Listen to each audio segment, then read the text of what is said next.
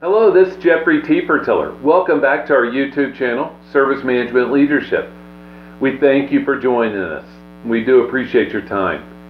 So today's topic has to do with the world of ITSM and how it intersects with the DevOps community.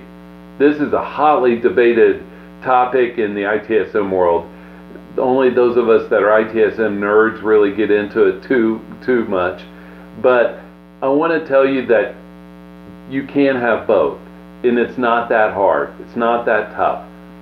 So I came across an article in the LinkedIn groups from a gentleman named Tedder, Tedder, who offered these 5 ways to integrate your DevOps into your ITSM. And I'd like to go through those if you don't mind. So number 1 is use defined change models. And so what that means is use standard changes as appropriate.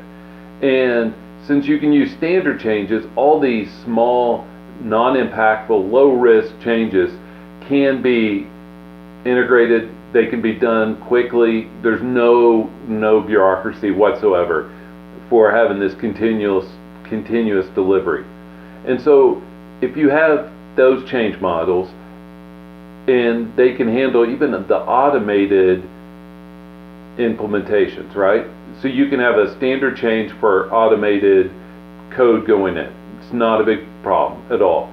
And as you flex up your change models and you have the need to have an emergency for an incident or an expedited change for a business reason, normal change going through the cab, you could easily put on every CAB agenda, regardless of how frequently you have CAB, the discussion of these DevOps activities and pre-authorize changes, or be as flexible as you want to be with these.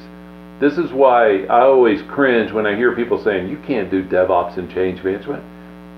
Yes, you can, and it's not that hard. People just are not flexible in that, and I want to encourage flexibility. Second is to use a Kanban or Kanban, Kanban, as your change schedule. So this usually looks at all the work that's involved, and it gives a visualization of it. And everybody can see the work and the progress and all that stuff.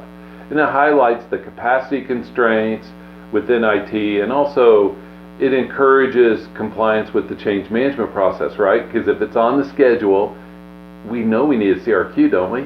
Yes, we do.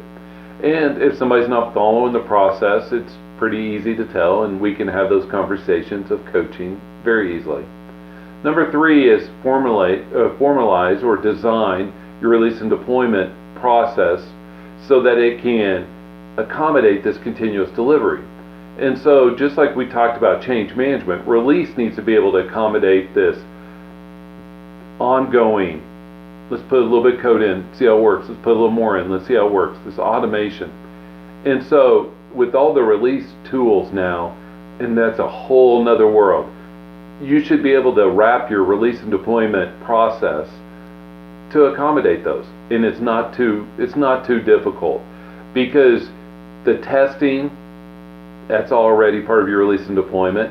You're looking at how do you transition from development to implementation. That's already in your RDM, release deployment management process. And so even your how things go through, how things matriculate through your process isn't that hard, as long as you consider what are the objectives of DevOps and how can I meet them. Number 4 is do a Gemba walk. Walk through your users and ask them 2 questions. One of them is, how can we become more agile and quicker to implement and to put things into production, and how can we also add value at each step? How can we do it faster, and how can we do it better? 2 things, and it's very easy. Lastly is we need to get serious about continual improvement. Many in the ITSM world talk a good game, but they don't play that game of continuous improvement. And you have to with DevOps, because it's going to keep going and keep going and keep going. This is Jeffrey T. Fertiller. Thank you for watching our channel. Please like or share the video, subscribe to our channel, leave us comments below. We'd love to hear from you. We hope you have a great day. Bye.